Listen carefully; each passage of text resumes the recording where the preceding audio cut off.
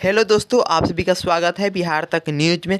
तो आप सभी दोस्तों को आज हम एक अलग तरह का जानकारी देने वाले हैं। तो आप सभी दोस्तों इस वीडियो के अंत तक बने रहिएगा। तो चलिए दोस्तों, हम इस वीडियो को शुरुआत करते हैं।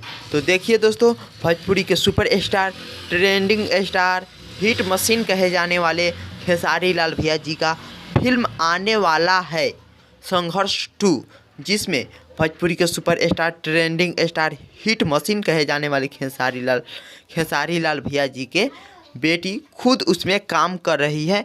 जो खेसारी लाल भैया जी के बेटी का नाम कृति है।